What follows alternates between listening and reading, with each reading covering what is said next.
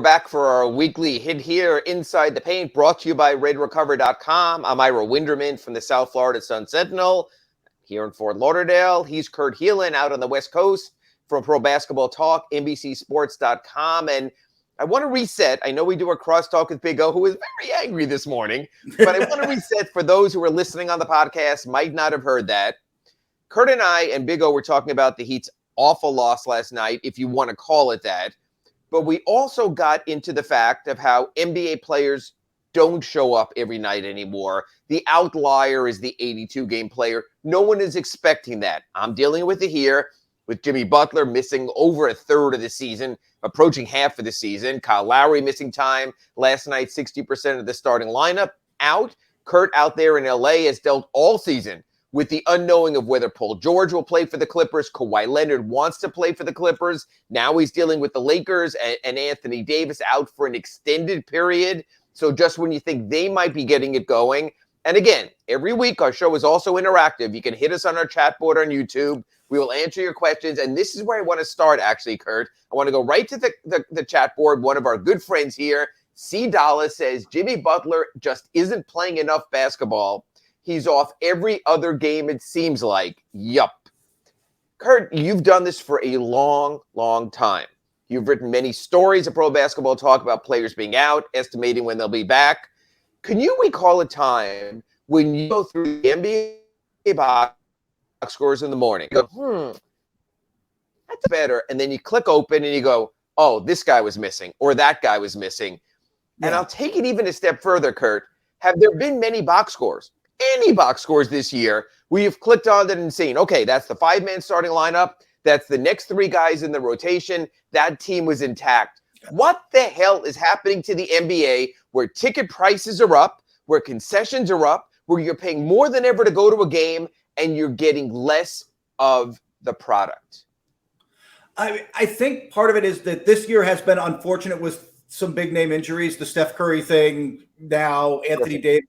There are big names missing for legitimate injuries. Well, I mean, we could discuss how often Anthony Davis is injured if you want. I'm not sure if we have time on the full hour of the RedRecover.com Inside the Paint show to get into it, but you know what I mean. Like there are legitimate injuries, but this has become such a league of rest and recovery that so many guys are missing, and teams.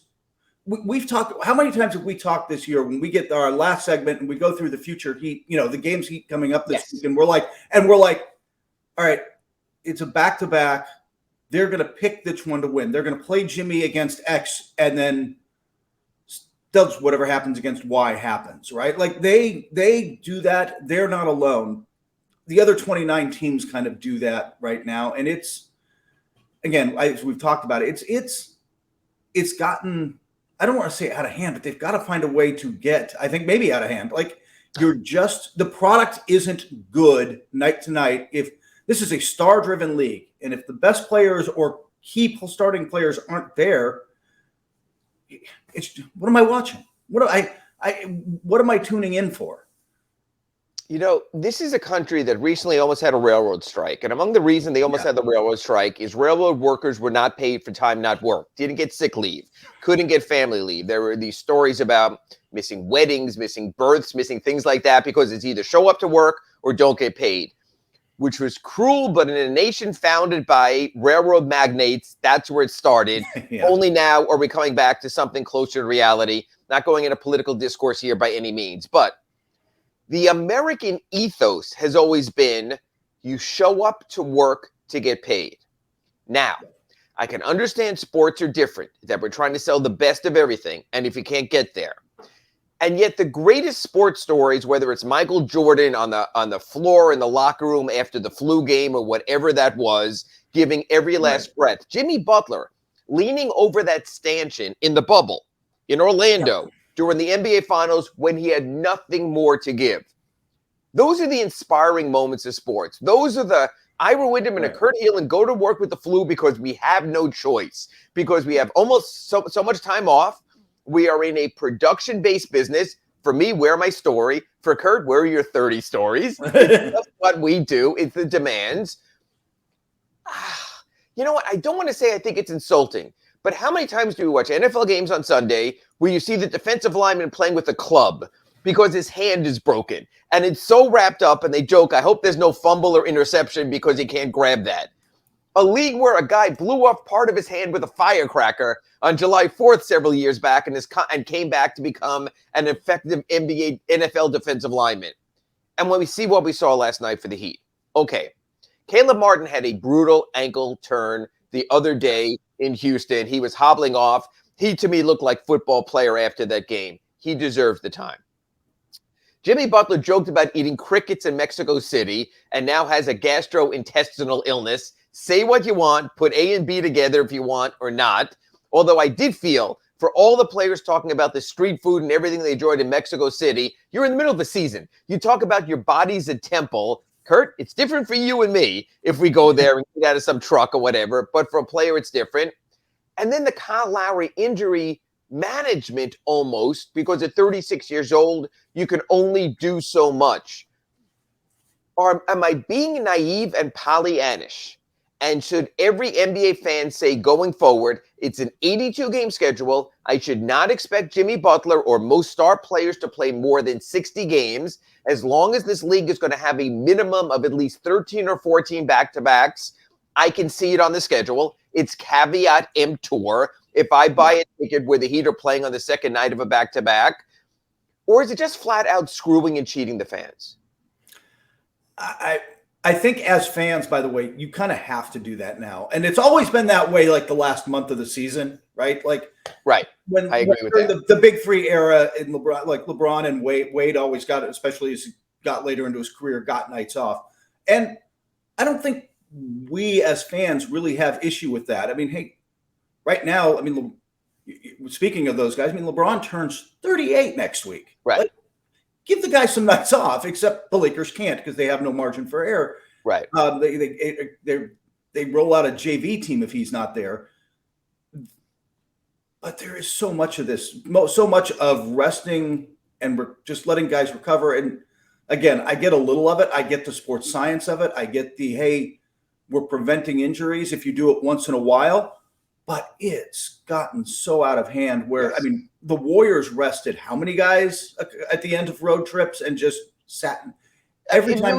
We've seen teams do that. They have to be honest. They have to put it on the injury report. They're giving you 24 hours in advance. I don't know many people, Kurt, the typical fan who only buys a ticket 24 hours in advance. Yeah. An NBA game is an event. An NBA game is an, yes. Oh boy, I want to go see X, Y, and Z. Right. No one has a schedule where they're going to wait in traffic for an hour or two, if it's LA, to get to a game, struggle to find parking, and do it on a last-minute impulse buy. I could see teams that are located in urban centers like New York. You might say, hey, I'm going to walk over to the Garden, scalp a ticket, buy a ticket or something last minute. But for most people, these games are a big deal. This is my one chance. And I don't want to belabor this because I know people want to talk about the Heat sucking after last night and all that. But I want to give everyone out there one example. My workspace is between the first and second deck at what was called FTX Arena, and I'm right at the last seat there before the fans go down the stands. It's about, the game started last night at 7:30. At about 6:50, cutest kid comes over, 10, 11 years old, wearing his Jimmy Butler Heat mishmash jersey there. And he goes, excuse me. And I'm like, I can't answer this. And I go, yeah. He goes, do you have the lineups yet? And I showed him the monitor. Kurt, you know, the monitor shows when the lineups come up before the game. He goes, do you know who's starting? And I said, I really won't know until about 7 or so, but I can tell you Jimmy Butler, Kyle Lowry, and Caleb Martin aren't playing. And Kurt, the look on that kid's face, I felt shattered, like to tell a kid who's wearing a Jimmy Butler jersey, this might have been his one game of the year. Christmas week is starting. His parents agreed he could stay up late. He could come to the game, and his star's not playing. And I'm like, oh, but Bam's playing and Tyler's playing. And I try to encourage him a little bit. But to me, that's the shame of this league, is you have situations like that where people want to see their idols. I think they need to shorten the schedule. I don't want to belabor this. I know I got a lot here on the chat board about people who want to get into the Heat and everything else. We will get there. But I just wanted to open with this because Big O had talked about how atrocious the Heat were last night. And what I'm saying is when the Heat play with that Jimmy Butler, with that Kyle Lowry, with that Caleb Martin, they're not the Heat. They're just a team cobbling together a rotation, starting Victor Oladipo for the first time in the regular season since last season's finale, only the second time in its entire Heat tenure when including the playoffs. And so I can't make a judgment on the Heat based off last night. That said, Kurt, let's get into it and make a judgment on the Heat based off of last night. This is the problem. Is this isn't a team that has that margin for error, right? Like, yes. Hey, if Boston or Milwaukee want to give their stars a night off, whatever, man, they're running away with it. I think you could even do that a little with the Cavs, and there are other teams. If you're where the Heat are right now, you don't have games to throw away. You don't have games. I wouldn't have thought. Yeah, you wouldn't think, like, you just don't have, like, yes, the East is a little packed together, and it's been pretty tight after those. And we'll get into that. You can't. You can't. You've got to just string together some wins. You've got to get some guys out there. And by the way, did you tell that kid about Santa too? Did you like completely ruin his night, or did you threw everything in there? Right. I said no Santa, no Hanukkah Harry, and just left it that way. But I'm telling you, Kurt, when you have kids, the disappointment of the moment. They're not programmed to understand, but things will get better. And I just felt terrible going into that. So let me ask you this. You've dealt with a bunch of coaches. You've dealt with load management coaches. Phil Jackson obviously did that with his older Laker teams, and they get all of that. Yeah. Should coaches and front offices be this forgiving, or is it just the way it is? In other words, Jimmy Butler makes about $400,000 a game. He joked about eating crickets, which he did in Mexico. He tried the local cuisine. He had 2 days off. He shows up at shoot-around. I've heard a story. This might just be a folklore, that he literally had to stop at a gas station on US 1 after shoot-around because his moment was that desperate. But I also know there's Imodium and other things that get all of us to work when we have to be there.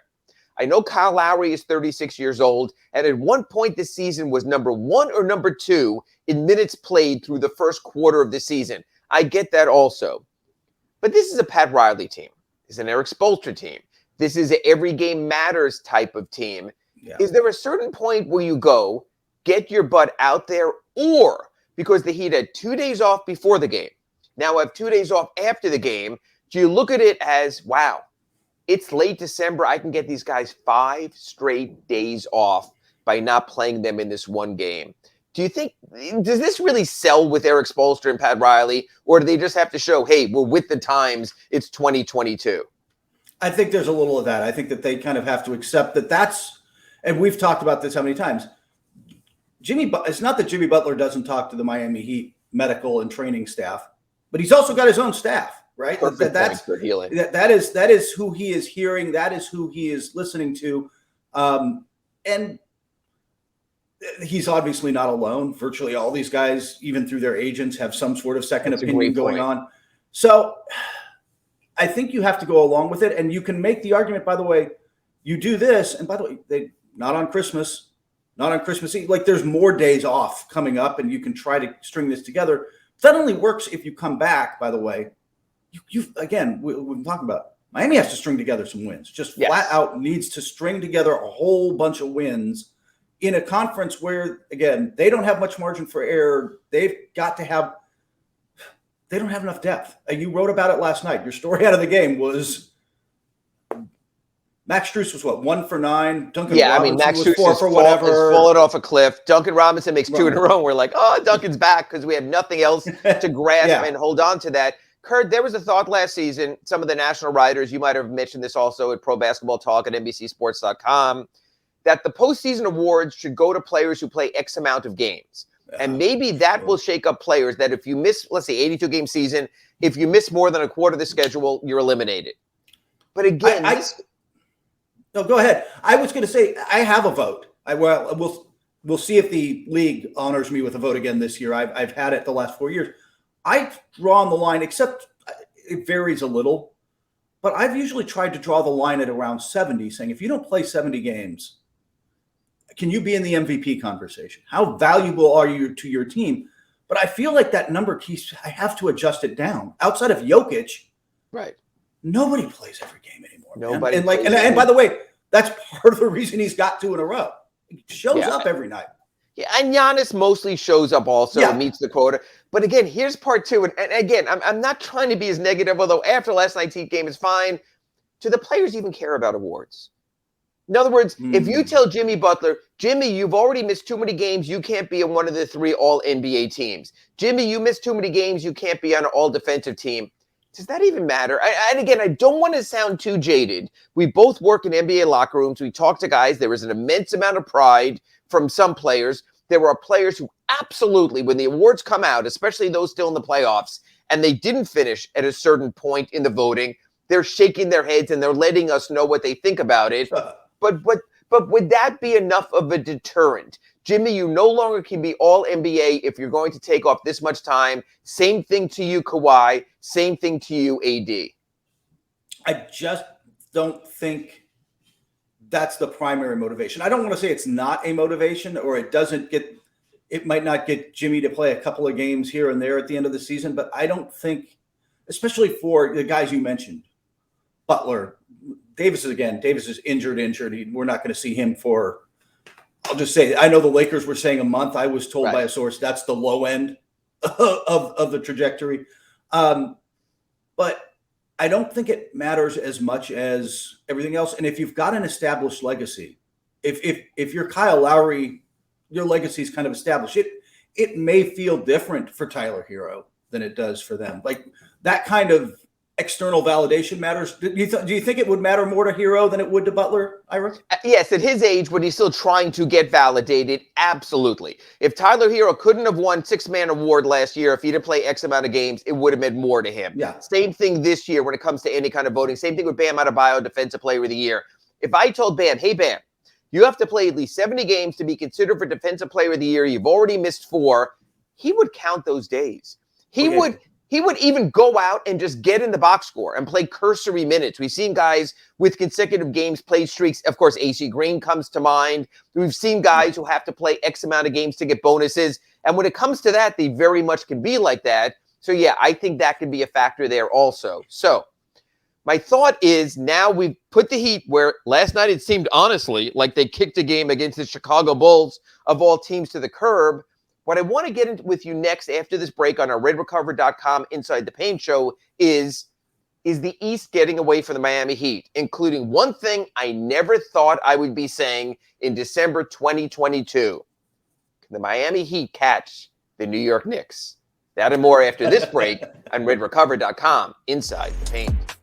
You're listening. Well, I left last segment, I think, with the ultimate teaser here on redrecover.com Inside the Paint, sort of our who's hot and who's not segment. And the reason I brought it up, and again, I'm Ira Winderman from the South Florida Sun-Sentinel. He's Kurt Helin from Pro Basketball Talk and NBCSports.com. Kurt, when you look at the NBA season, the Heat, the NBA standings rather, the Heat to a degree have made their move. They were languishing in 12th and 11th most of the year. They had the 4-game winning streak. They are one of 8 teams now in the Eastern Conference who are at 500 or above. They are half a game out of their divisional lead because the Hawks aren't very good either. When would you say, and I'm asking you this also from a Clippers perspective and Lakers perspective out there where you are in Los Angeles, when do you look at the standings and get concerned? Or does this go back, if you haven't heard our first segment, you can catch it on the Big O's podcast when we spoke about players sitting out and seemingly not caring at this point of the season. Do the standings matter, Kurt Helin, right now? And do you think, honestly, veteran leading men like Jimmy Butler, Kawhi Leonard, Anthony Davis, Paul George are looking at the standings less than the midpoint, which is about mid to late January? Actually, I've always thought Christmas was kind of like, if you look traditionally at where the standings are at Christmas, it's pretty solid. Teams move up and down within that top 8, the top 8. Right. And it's kind of 10 now, obviously with the play-in, it's a little different. But there's usually some team will fall out, sometimes due to injury or just, they're playing over their heads, and teams will move up a little bit. And right. Boston got hot last year, et cetera. Absolutely. But that tends to be the exception, right? Like by this point, teams kind of are who they are. And the Heat have, I know Big O's been pretty much saying that. This team, the Heat team is who it is right now. And you look at that group above them, and you can say they're only 2.5 games now out behind and out of the top 6 and a solid spot. And that's certainly catchable on paper, but they're not catching. Look, I don't think they catch 5 of them. So who's coming back to you? I mean, I don't think you're catching Philly. I don't think you're catching Brooklyn. I don't think you're catching Milwaukee. I don't think you're catching Boston. I don't think you're catching Cleveland. Well, you've just ruined most of the segment, but we're going to get into it anyway. But my problem is this. The NBA comes at you and comes at you hard and comes at you fast, and you have to be good enough. So, yes, the Heat took advantage. We spoke about it on RedRecover.com Inside the Paint last week when I was in Oklahoma City. They had a soft road trip, Indiana, Oklahoma City, Houston, San Antonio, Mexico City. 4-0, they took care of it.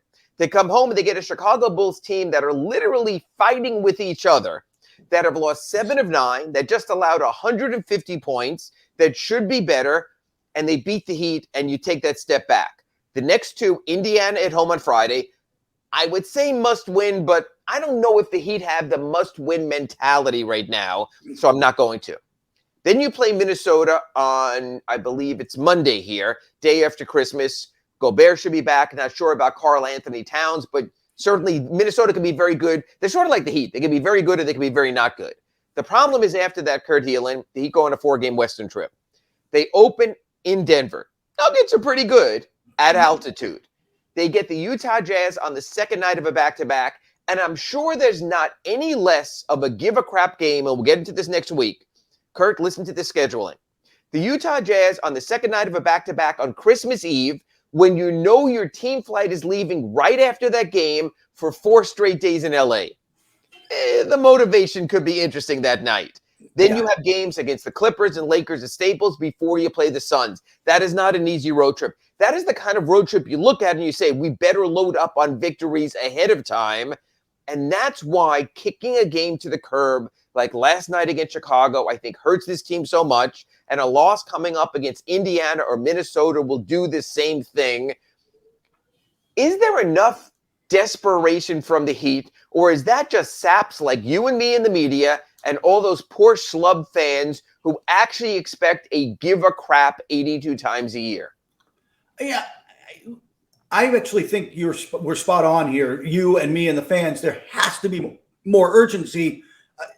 Darvin Ham had a whole thing about this week where it's like, there aren't really the same kind of nights off in the NBA. You used to be able to look and look, the Heat took care of business on this road trip against lesser opponents. And the Spurs struggle a little, although they have beaten the Heat this year. But man, if you take the night off against Houston, Jaylen Brown, Caleb Martin, not Caleb Martin, the other Martin, can put up a lot of, Kevin Martin can put up a lot of points. The Wizards finally won last night. They looked horrible when I saw them. Still got Bradley Beal and Kristaps Porzingis. Like, they are capable of having. Yes. The bad teams in the league right now are still managed well enough. Okay. They don't get to coast. If you think, man, we can just roll it out there and get a win tonight, those nights are really rare in the NBA. And I want to give you an exception. So we're watching the Heat play Mexico City against the Spurs on Saturday. About 2:58 left in the game, the Heat go up 11. We both know, because Kurt, you've written a lot of stories about this year. I've noticed it, noted in my Sunday columns. There have been a crap ton of comebacks from huge numbers this year because of the three-point shot, really in recent years. About 2:58 to go, Heat go up 11. All of a sudden, Charles Bassey's at the scoring table in Mexico City, checking in for the Spurs. All of a sudden, Pop is pulling his starters in an 11-point game with almost 3 minutes to go. Even Eric Reed and John Crotty in the Heat broadcast, who obviously welcomed the win, were like, yeah, it's kind of early here. And I thought that was a case where Greg Popovich is weighing the future, Wembanyama, against the moment. He gave the people of Mexico a good show. His guys competed for the first 45 minutes or so, and then he took the L. Those teams are few and far between this season. Even the Magic have played to win lately. They've been very good lately. So we're seeing most teams playing to win. Chicago last night, they were in the crapper. They had to win. So I don't care what their record was. It was an important game to them. We're still at the part of the season where I think games mean enough to teams that they're not going to go full on lottery. Okay, second half, we're done. Here's our G League players. We're going to throw it out there. I think that's what the Heat's facing.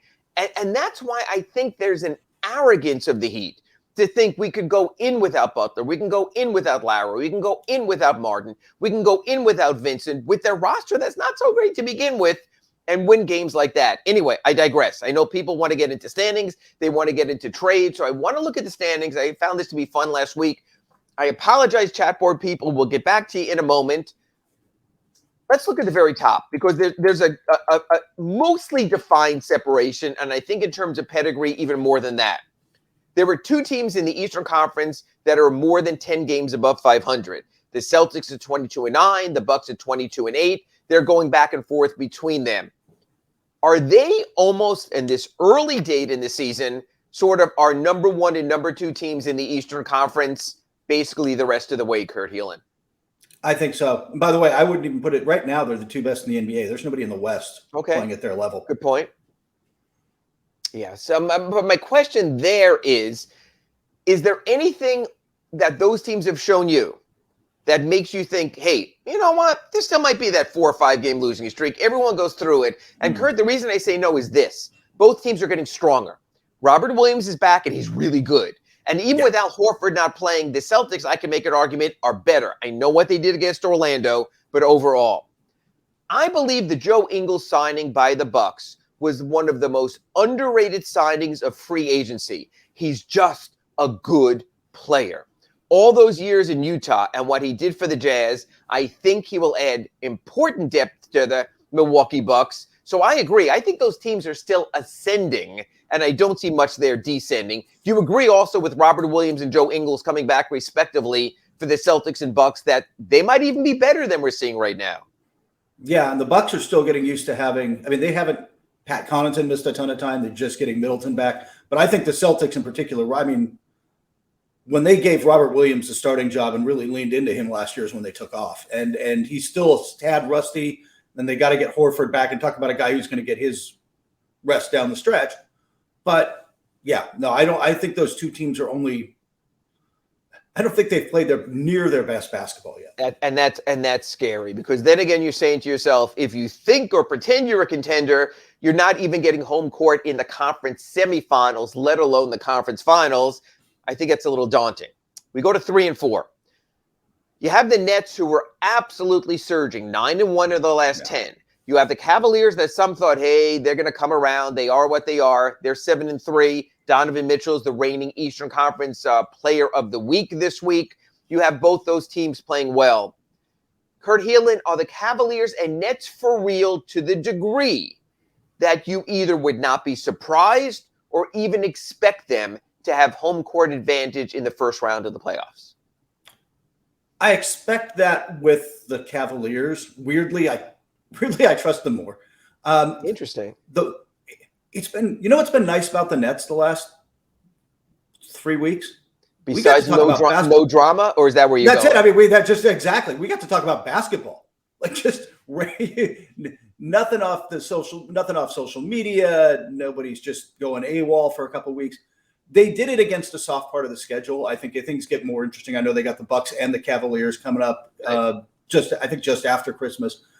So we'll see where they really stand. And I've got questions about their roster under pressure. But I also think they're a top 6 team. They've got Kevin Durant and Kyrie Irving, man. They're going to be top 6 They are what I thought they were, what I argued with Orlando Alzugaray about last season. I just think when you have Kevin Durant and Kyrie Irving at the top of their game, in a league where only 5 players play at a time and they're healthy, can give you big minutes, yeah, you can win in this league by outscoring someone. We had this debate with Big O on our crosstalk coming in about the Heat's defense or whether it's good enough.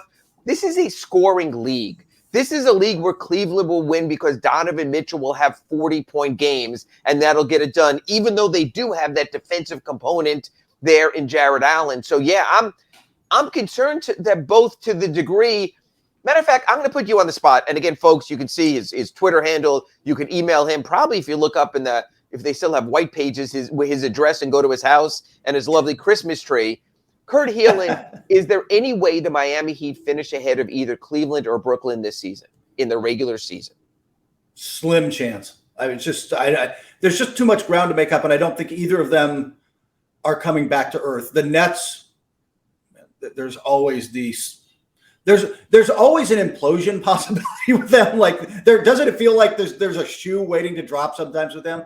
So yeah, I don't totally do it, but I still think they finish top 6. Like I said, yeah, I think the Nets undid the shoe with Steve Nash, and I think what they did is They capitulated to Kevin Durant. We heard the stories. He wanted Steve Nash out in the offseason. They tried to take the hard line and say, no, we're not going to let the inmates, quote unquote, run the asylum. But I think because Kevin Durant got what he wanted and further solidified his power, it made the Nets better. I think they took the opposite tact with Kyrie Irving.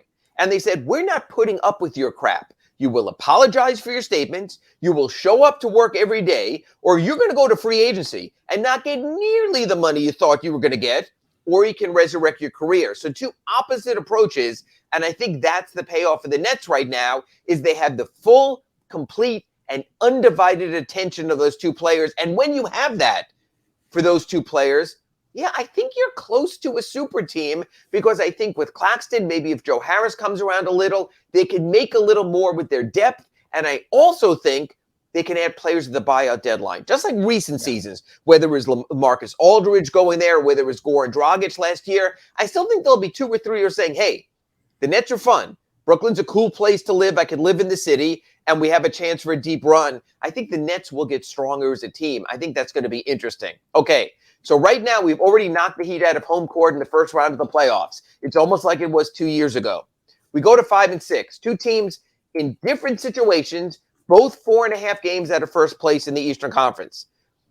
Kurt, do you think the Sixers have figured it out? Or do you think for the Sixers, for all we've seen, and we still have Tyrese Maxey dealing with an injury, we have James Harden working his way back, have the Sixers found it as simple as this? Give the goddamn ball to Joel Embiid and get the hell out of the way. Thank you. Thank you. By the way, we have the 2-time number. Maybe he should have an MVP. He's certainly been number 2. He's been so good.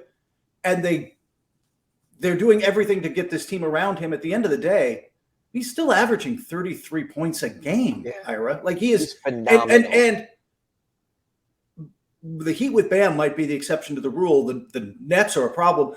How many teams have a guy who can match up with him?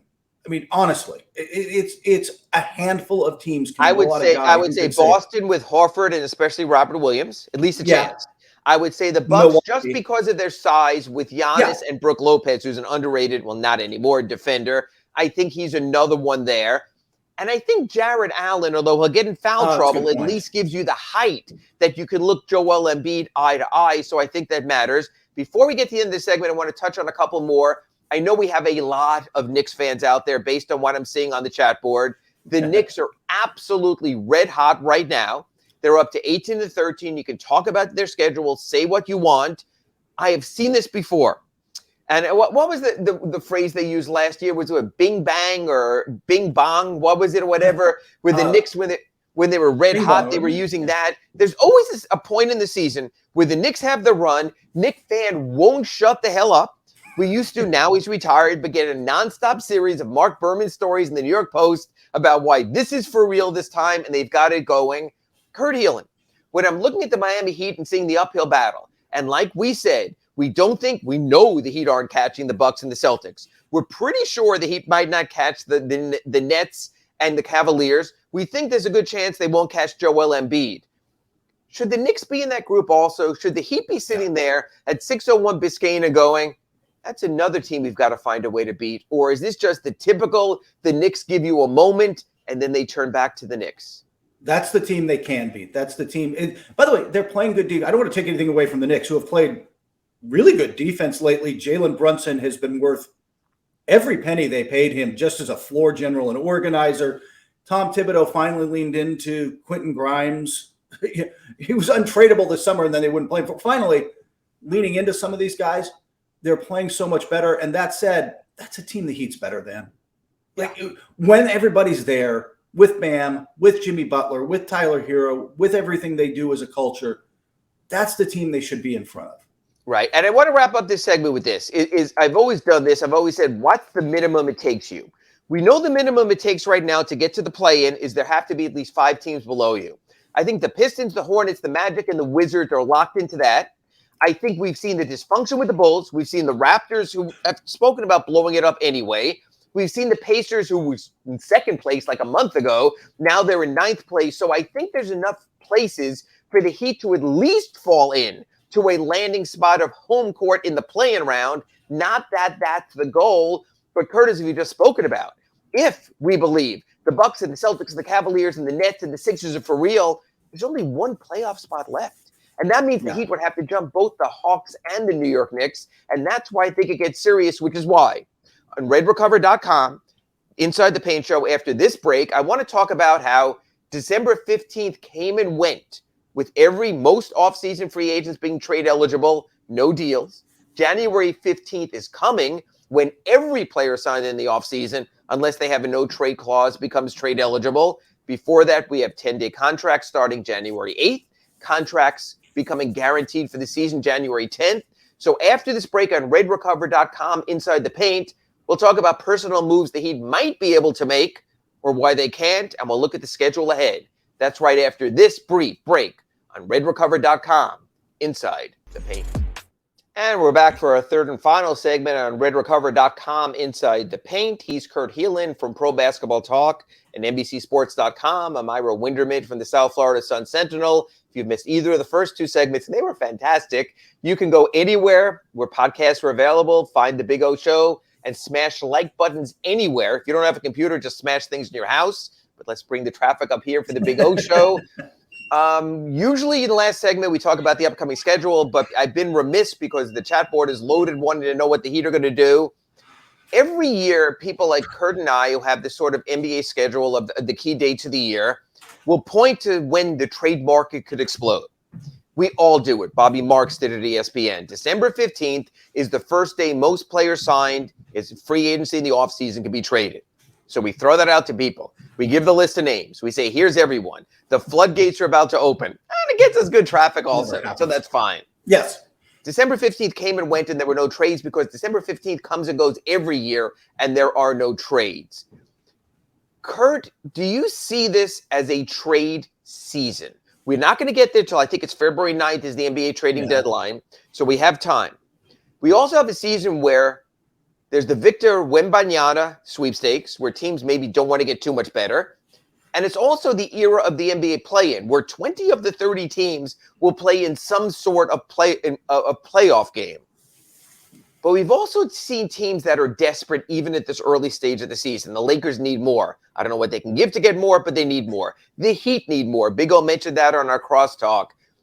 Do you see the floodgates eventually opening at some point, or is this going to be the slow grind until we get to the February trading deadline? Well, I think it's a slow grind, and I think that right now there's just not a lot of sellers on the market, and that's when you talk to – look, I've talked to people out here because the Lakers, like you said, the Lakers are buyers. I don't know what the heck they're going to buy, but they're going to buy something. I don't know what the used car is, but they're going to get sold something, Ira. It's a tire somewhere, sure. But there's because of the play-in, I think it is even more so.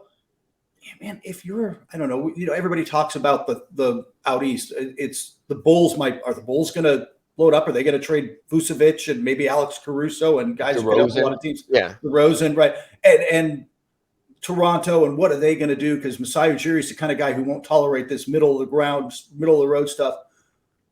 Even they are like, well, let's see what happens in a month. Let's see where we are mid-January. We're gonna test the market. They'll talk to teams. They'll talk to the Heat and discuss parameters and what they might want and what teams want to get. But right now, everybody wants full retail. First off, there's no discounts. It's the prices are high, and B, everybody's kind of all right. In a month, in mid-January, like you said, you get to that halfway point in the season, then we have to make a call. And I think, Kurt, that's a really good point for this reason. You can give your fans half a good season. You can play it out in Chicago and saying, we tried for the first half. You can do it in Toronto. We gave you a good first half. And to me, the prime example of that is the Utah Jazz. No one expected them to win the way they won. It has been a really fun first half of the season. They have sort of thrown chicken feathers together and made chicken soup somehow. And if Danny Ainge all of a sudden says, okay, now we're going to make our moves. We're going to move Jordan Clarkson. We're going to move Kelly Olynyk, maybe even move Larry Markkinen and just get to the point we wanted to anyway. Midseason also gives you ample time to lose, as well as ample time to come back in the playoff race and win. And I think that's what we're seeing.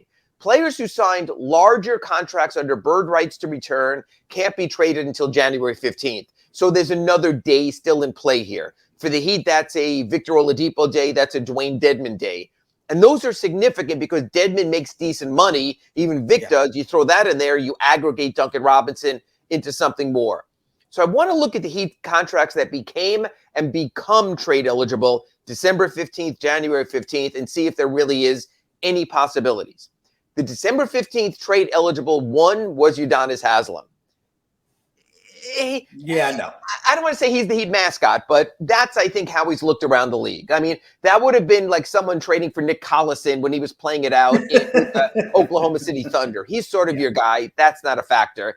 I don't even think the Heat would ever throw UD into a trade if they needed to balance it with an extra million or two. I think that's just unfathomable. So I'm going to take him out. The other player who became trade eligible as a starter also is Caleb Martin. And I've contended on this show on our redrecover.com Inside the Paint show for weeks. 3 years at $20 million. That's a hell of a deal for a player who's 27. I think you'd agree with that, right? Exactly. I'm not giving that up unless I'm getting something, I have to get some amazing return. And I don't think they will. Then we get to Victor Oladipo. He started his first regular season game since the regular season finale last night, when the Heat were without 3 starters. I think it was like 4 of 12 from the field. His offense has been off. His defense has been very good. A lot of deflections, a lot of steals. Kurt Helin, is there enough time, say the Heat gets Gabe Vincent back from his knee issues and they have a loaded backcourt, is there enough time between now and January 15th or even the NBA February trading deadline to build value for Victor Oladipo? Or honestly, Kurt Helin, you live all the way out there in LA. No one's going to come knock on your door. Have the injuries made it so that Victor Oladipo is just too much of a risk for someone to really look at and say, hey, that might be a good guy for us? No, I think there's enough time for a rental. If you're a contender who needs more depth or a playoff team, we need some depth. We need some depth on the wing. We need to bring it. If he plays well for a month, you can talk yourself into it, right? And I think that there's a lot of that. Would be a lot of, he's looked really good for a month. If we can just keep him healthy in Phoenix, name your city. That's where I was going. Victor Oladipo for Jay Crowder, who says, I hate this phrase. You see it all the time. Who says no? Who says no? But Victor Oladipo for Jay Crowder. Could the Heat get enough interest for Vic that the Suns go, you know what? Cam Johnson's been injured. Yeah. Devin Booker's missed some time. Chris Paul is getting old. That might help us. Is there enough there? Or does a team like Phoenix say, yeah, or we can get Eric Gordon, who's actually healthy? Yeah. Well, there's the Eric Gordon problem. There's always competition on the market, but if Oladipo plays enough and has a good month, and you might have to sweeten that with a second-round pick or something. Yeah. No, I think that, again, if he has a good month, teams will talk themselves into it because it's not a long-term. You're not buying 5 years of Oladipo, right? Like, it's a relatively short-term thing, and you can talk yourself. And Crowder's an expiring contract also, so it's not like you're giving up a long-term asset. You're doing something like that.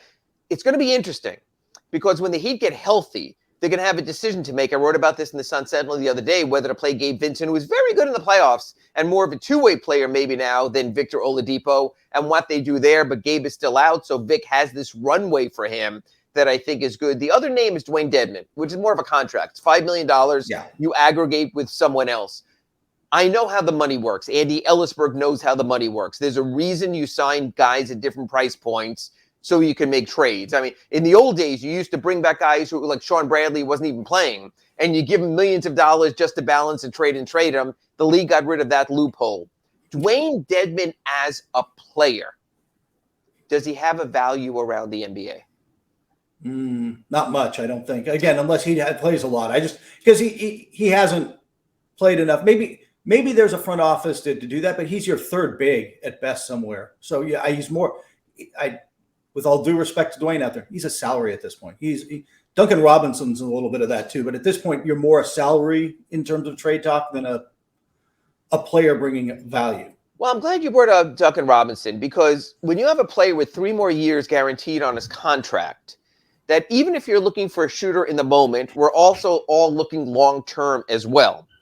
So when you look at a Duncan Robinson, is he tradable with that many years left on his deal? Is there enough value there to get something out of that? I think he's got to be aggregated with a pick or another player or something. Right now, unless he gets hot, we suddenly see peak Duncan Robinson again. And I think we all know even peak Duncan Robinson had flaws in his game. Like he He's not the best two-way player on the Heat. Very tactfully said for those who looked up Kurt's address. Yes, and I'd agree with that. But would you give him minutes now with Max Strus so struggling? Oh, yeah, I have that to. Maybe if you're playing Max off the bench, you say, let's try those Duncan minutes instead. I think, isn't Eric Spoelstra at the let's just throw it against the wall and see what sticks point in the season? Like, you've just got to start trying, guys, don't you? I think Eric is, but I think the Heat had enough faith in Max that they wanted to create something out of him. We were talking last night in the hallway leading to the locker room before it opened before the game. Could Max Strus still be a carrot in a trade with someone else? Because he's had a good run. He had a good playoff run. Yeah. That maybe you take a team like Chicago and saying, hey, we can use Vucevic as a stretch five to better fit with our team. So we'll give you Max Strus, maybe a pick in something else. You get a Chicago-based player. We go in that direction. Does Max Strus have value? I think so. I think he played not a ton, but I think he played well enough last year that somebody would take back his salary and him in a deal and say, hey, let's see what happens. Because what he did last year was impressive. And if you think you can get him back close to that level, that's real value. Yeah, I would agree. Kyle Lowry is going to be an expiring contract next season. Mm-hmm. Kyle Lowry was brought here because Jimmy Butler wanted Kyle Lowry here. When Jimmy Butler is not happy, it's a problem, because when Jimmy Butler is happy, he's still missing games right now. Could you see any move with Kyle Lowry by the deadline? And I'm going to give you a name and a team. A desperate team, I think, might. A desperate team, I believe, is called the Los Angeles Lakers. If the Lakers were to move off Russ's contract in one of those big deals we've seen where they send him out and they bring in some other players, could Kyle Lowry still, for a pretender or a contender, have value? Or do you think at 36 teams are going to look at it as like his best years are behind him? Yeah, is he expiring? I'm trying to remember now. One more year at about $40 million next season. Yeah. See, I don't think the Lakers would take that on. I think if they're dumping Westbrook, they either want to become space team. They want to contend. They want to get Vucevic and DeRozan type of deal. Right. But they don't want to take on money next year. They've got cap space next year, and the belief that certain unhappy stars in major markets in the East Coast might take less to play for them, whether that's true or not. Right. That's the fantasy there, and I get that. That's the whole La La Land kind of deal. One other name. Who knows? Not trade eligible now, but people saying, hey, maybe the Heat offered that extension because they wanted to have it available to do a Bradley Beal type of deal in the offseason. Tyler Hero basically will become trade eligible after the season on July 1. Had poison pill in his contract, got that 4-year, $130 million extension, $120 guaranteed. Or has Tyler made himself a franchise player? In other words, Kurt Helin. Tyler Hero at 22 years old with the future in front of him, but maybe still a project defensively and otherwise. Do you think the Heat have moved beyond with Tyler Hero, considering a Bradley Beal trade in the offseason, because the Wizards are going back in the crapper, and it was sort of tacitly agreed with Bradley Beal, I will come back and commit to you guys, but if it doesn't work out, you will take care of me. So I'm going to say right now, this is a futures trade. You put it in an envelope, you put it to the side. Kurt Helin, do you today in late December think the Heat would consider trading a Tyler Hero for Bradley Beal in the offseason, or do you think Tyler's shown enough that he and Bam Adebayo are the next gen of the Miami Heat? No, I think they would have to consider it if Jimmy Butler. With Jimmy Butler, the Heat are always win now, but you can't be much more win now than that. And Beal might help you more win now. You're going to have to factor in: can you keep him healthy? Can you get him to play more than 50 games? Because if we spent the first segment of the RedRecover.com Inside the Paint show talking about how little Jimmy Butler plays, I'd like you to meet Bradley Beal. Yes. Like okay, fair enough. That's an issue, but I think they'd have to consider it because as good as Tyler is as a sixth man and the shot creation, Bradley Beal, healthy, is an all-NBA player. He is a shot creator, shot maker beast. And I don't think you can – I think you'd have to seriously consider that because he would make your ceiling that much higher. I disagree, but I appreciate your opinion. I want to get to one last name here before we look at the Heat's upcoming schedule. I'm always running out of time on this show. Not saying it's going to happen, but if it does, and the Heat privately behind the scenes, Mickey Arison, Nick Arison, Pat Riley, Andy Ellisberg, Adam Simon say, you know what, we'll do it quietly, we'll test the waters. Is there a Jimmy Butler market out there, considering his past and his persona and his persnickety? Yeah, there still would be some, just because Really, Jimmy Butler's. It would be very specific. I haven't really thought about that. I'd have to think about because where the he reason might. I asked you, Kurt, But again, is but I think if you get, but if you get to the coaches would be Heat clip, afraid that he would get him fired. GMs Yeah. would be afraid that he would want to walk out the door. But you honestly think there still could be a Jimmy Butler market at his price point of $40 million plus? for the right team, for the right win now type of situation where, we talked before about the Lakers being desperate. The Lakers are desperate. Sure. Jimmy Butler is a really good basketball player. Like, that is the kind of move. They're not the only team. Again, I'm using them because they're close to me and I kind of think of them, but they fit the mold of, hey, we got to win now. We by the way, we promised LeBron James we were going to go get players, and then we didn't. Like, we're going to have to do something. So I think that strikes me as a summer move, not a deadline move. But I think it would be a small market, but I think there's a market. See, I think also there's two East Coast teams. I think that of what the Nets and the Knicks are, those teams would take that kind of chance. I think Jimmy would love playing in the biggest market in a big city like that, sell more coffee. Go back to Tibbs. Yeah, and get back to someone who'll play him 48 minutes a game. So you have that also. Or even with the Nets, and there were some rumblings with the Durant stuff and permutations with the Heat, what might have worked this offseason. Okay, I apologize to everyone on the chat board. We got to you early today. We will get back to our normal chat board format next week. Schedule ahead. We're going to go really quick here. Lightning round, just your predictions on the game. We get a lot of breaks anyway. Heat, Indiana Pacers, season series tied 1-1. They play Friday here at FTX or whatever you want to call it, arena. Based on where the Pacers are trending, based on what the Heat need, how do you see Friday's game playing out? I think the Heat show up and win that one. It's like you said, that sometimes that's a getaway night, but the Heat can't really afford those.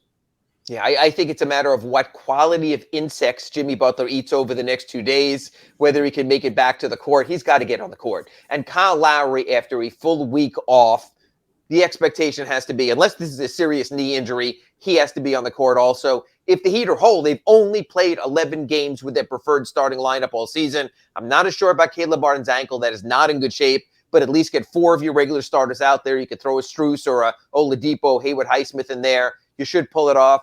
2 days off. They get off for Christmas Eve. They get off for Christmas Day. They come back Monday against an enigma, a team I think could be great at times and has looked awful at times. Heat versus the visiting Minnesota Timberwolves. I think the Minnesota's, they do have some good nights, and Anthony Edwards is a beast, but I think that they're more mentally lost than anybody right now. I don't trust them at all. So I'll take Miami there. If the Heat have any pride and they're on this 4-game homestand and they do anything worse than 3-1 and they go out to that hellacious road trip we will talk about next, when they're going out to play Denver and at Utah and Clippers and Lakers and Suns, that could be a road to ruin. They have to go 3-1. They have to win these next 3 at home. We'll get into the Lakers visit next Wednesday on next week's RedRecover.com Inside the Paint Show. But for now, he's Kurt Helin. I'm Ira Winderman. The Big O Show rolls on.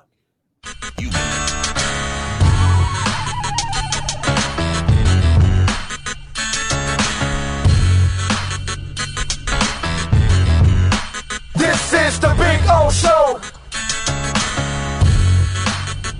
This is the Big O Show.